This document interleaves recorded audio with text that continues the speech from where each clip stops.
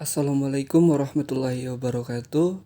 Saya Ardi Wiranata Mogangga. Di video kali ini saya akan membahas materi laporan keuangan untuk mata kuliah akuntansi keuangan menengah. Baiklah, langsung saja pada pembahasan. Yang pertama yaitu pengertian laporan keuangan. Apa itu laporan keuangan? Menurut PSAK, laporan keuangan adalah penyajian terstruktur dari posisi keuangan dan kinerja keuangan suatu entitas. Sedangkan menurut Kiyoso dan kawan-kawan, laporan keuangan merupakan sarana yang bisa digunakan oleh entitas untuk mengkomunikasikan keadaan terkait dengan kondisi keuangannya kepada pihak-pihak yang berkepentingan, baik yang berasal dari internal entitas maupun eksternal entitas. Yang berikut tujuan laporan keuangan. Mengetahui informasi aset. Aset yang dimiliki oleh bisnis maupun perusahaan tertentu akan dapat diketahui dengan adanya laporan keuangan. Karena dalam sebuah laporan ini, kita bahkan secara detail mendapatkan penjelasan tentang aset, seberapa banyak yang masih dimiliki dan seberapa banyak yang sudah terbuang. Yang kedua, mengetahui jumlah modal. Modal adalah sebuah hal yang penting dalam bisnis dan kegiatan ekonomi lainnya. Jadi ini menjadi salah satu faktor penting yang digambarkan dalam sebuah laporan keuangan. Semua informasi yang dibutuhkan akan ditemukan di laporan tersebut terkait seberapa banyak modal yang tersedia, yang diperlukan dan yang telah digunakan. Yang ketiga, arus kas. Ini juga akan menggambarkan bagaimana pengelolaan arus kas. Apakah masih kurang stabil, tidak memadai, dan bahkan berjalan dengan lancar. Setiap pelaku yang melakukan tindakan ekonomi pastinya membutuhkan rincian mengenai arus kas tersebut. Yang keempat, alat pertanggungjawaban pihak manajemen.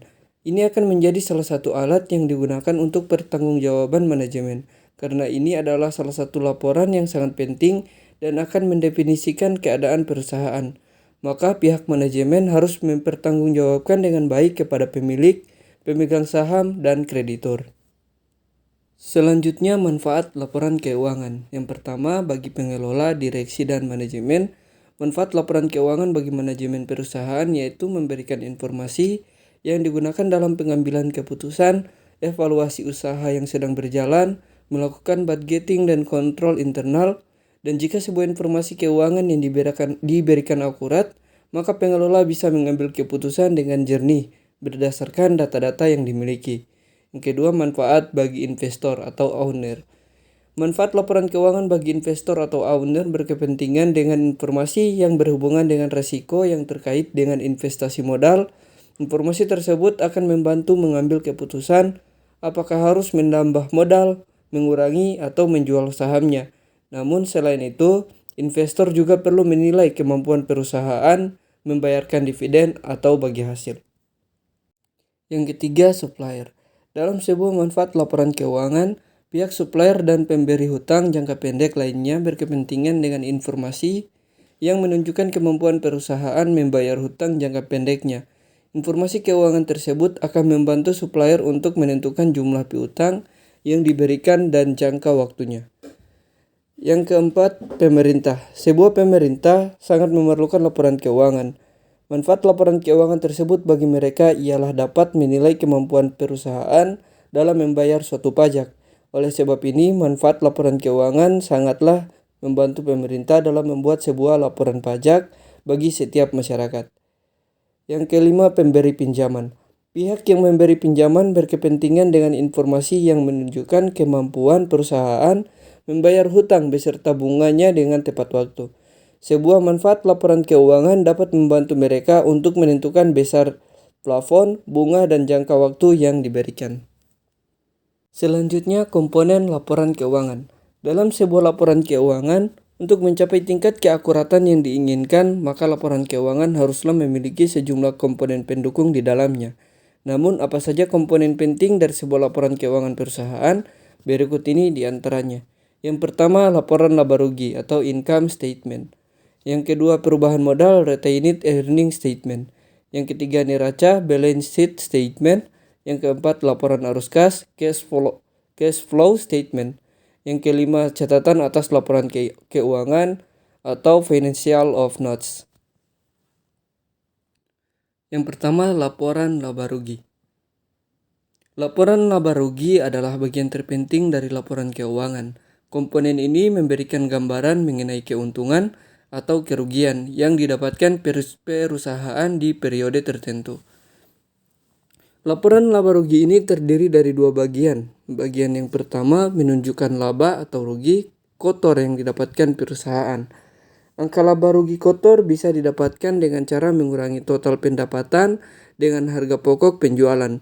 Harga pokok penjualan adalah stok awal ditambah pembelian bersih dikurangi stok penutupan.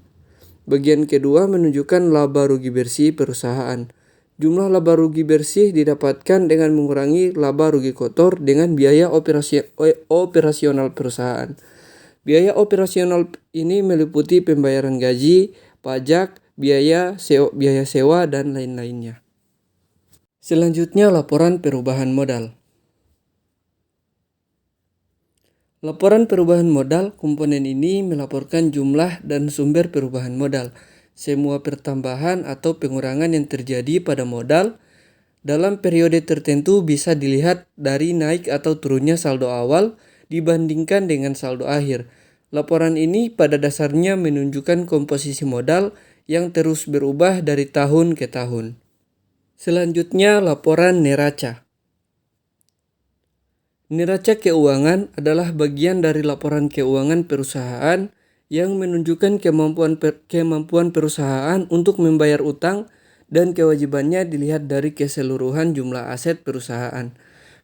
Perhitungan neraca keuangan ini dimulai dari mencatat aset tak lancar seperti komputer, laptop, mesin, atau furniture yang dimiliki perusahaan. Setelah itu aset lancar ikut dicatat seperti inventaris, piutang dagang, dan uang tunai. Kewajiban tidak lancar seperti utang pembiayaan, serta kewajiban lancar seperti piutang dagang dan cerukan bank harus dicatat pula.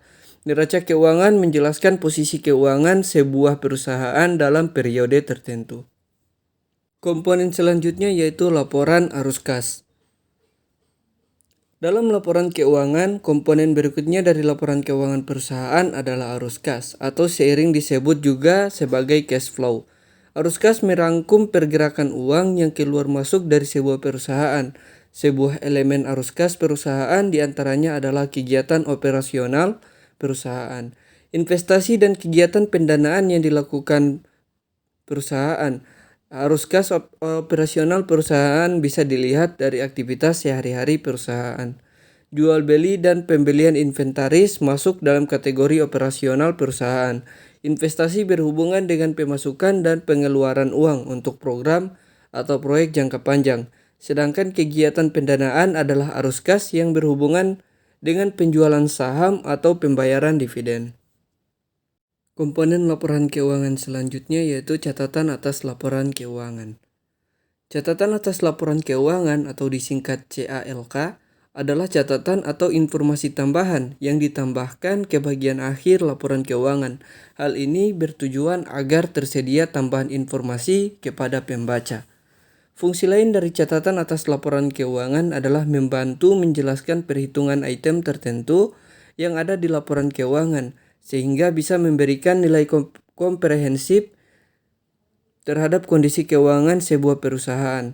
Bukan hanya itu saja, melalui catatan ini perusahaan bisa menyajikan informasi tentang hutang piutang, kelangsungan usaha, kewajiban kontingensi, dan informasi kontekstual lainnya. Selanjutnya kita masuk pada contoh soal. Pada akhir Maret 2019, Dealer Sanjaya mempublikasikan neraca saldo Dealer Sanjaya sebagai berikut. Neraca saldonya terdiri dari kas sebesar Rp41.380.000, piutang usaha Rp11 juta, perlengkapan Rp19 juta, sewa dibayar di muka Rp7.500.000, pendapatan jasa sebesar Rp26 juta, modal Tuan Sanjaya Rp45 juta, privat Tuan Sanjaya Rp5 juta, hutang usaha Rp10.300.000, hutang bank Rp25 juta, beban perlengkapan Rp8 juta, beban gaji Rp6.200.000, beban listrik Rp600.000, beban air PDAM Rp120.000, beban sewa Rp7.500.000. Total di kolom debit yaitu Rp106.300.000 dan total di kolom kredit Rp106.300.000 atau bisa dikatakan balance. Dari neraca tersebut, dealer Sanjaya menyajikan laporan laba rugi per 31 Maret 2019 sebagai berikut. Yang pertama atau akun pertama yaitu pendapatan sebesar Rp26 juta. Beban-beban terdiri dari beban perlengkapan sebesar Rp8 juta, beban gaji Rp6.200.000, beban listrik Rp600.000, beban air PDAM Rp120.000, dan beban sewa sebesar Rp7.500.000 ditotalkan menjadi Rp22.420.000. Dari hasil ini kita kurangkan pendapatan sebesar Rp26 juta dikurangi dengan Rp22.420.000. Hasilnya laba bersih sebelum pajak sebesar Rp3.580.000. Pajak penghasilannya kosong, jadi laba bersih setelah pajak tetap sama yaitu sebesar Rp3.580.000. Selanjutnya yaitu laporan perubahan modal per 31 Maret 2019. Terdiri dari modal awal sebesar Rp45 juta, laba bersih Rp3.580.000 didapat dari tadi yang ada di laporan laba rugi. Privat Tuan Sanjaya sebesar 5 juta, 5 juta dikurangi Rp3.580.000, jadi pengurangan modalnya hanya sebesar Rp1.420.000. Jadi 45 juta modal awal dikurangi Rp1.420.000 sebesar Rp43.580.000 sebagai modal akhir. Selanjutnya yaitu neraca keuangan dealer Sanjaya per 31 Maret 2019. Dibagi menjadi aktiva dan pasiva. Aktiva ada akun aktiva lancar terdiri dari kas sebesar Rp41.380.000, piutang usaha Rp11 juta, perlengkapan Rp19 juta, sewa dibayar di muka sebesar Rp7.500.000. Ditotalkan menjadi Rp78.880.000.